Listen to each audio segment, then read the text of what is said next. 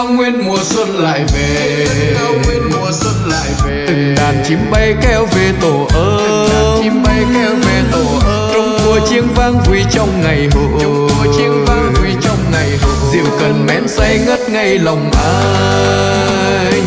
Ê, lại ngồi bên nhau chúc nhau thêm một tuổi mới. Hê, ta cầm tay nhau trao nhau tình yêu nồng nàn. Tiếng đàn gông vang hòa chung khúc hát ây rây. Mùa xuân năm nay ngất ngây say trong mắt em. Ê, hê, hê, hê, hê, hê, hê, hê,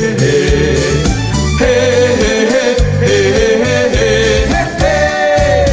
Nắng xuân về đây lòng anh ngất ngây say men tình. Nắng xuân về đây ta cùng nắm tay nơi vòng xuân.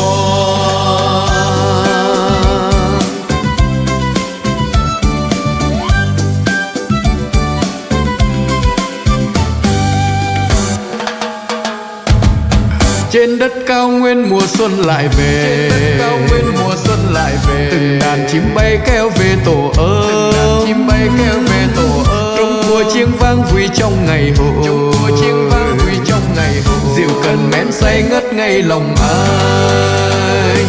Ê, lại ngồi bên nhau chúc nhau thêm một tuổi mới. Hê, ta cầm tay nhau trao nhau tình yêu nồng nàn.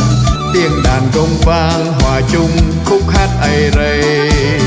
Mùa xuân năm nay ngất ngây say trong mắt em. Hê, hê, hê, hê, hê, hê, hê, hê, hê, hê, hê.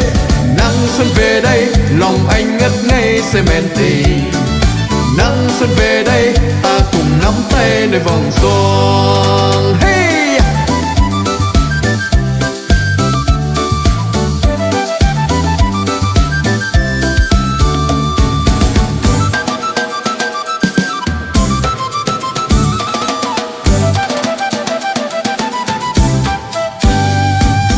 Ê, lại ngồi bên nhau chúc nhau thêm một tuổi mới.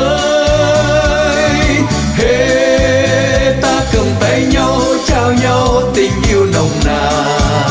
Tiếng đàn công vang hòa chung khúc hát ây rây. Mùa xuân năm nay ngất ngây say trong mắt em. Hê, hê, hê, hê, hê, hê, hê, hê. Hê, hê, hê, hê, hê, hê, hê. Nắng xuân về đây lòng anh ngất ngây say men tình.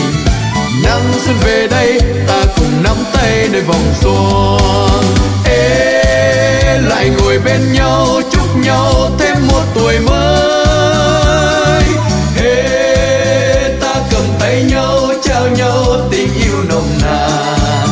Tiếng đàn gông vang hòa chung khúc hát ây rây.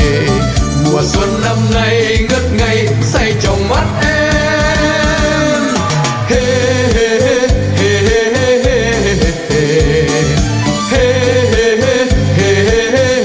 hê, hê. Nắng xuân về đây lòng anh ngất ngây say men tình. Nắng xuân về đây ta cùng nắm tay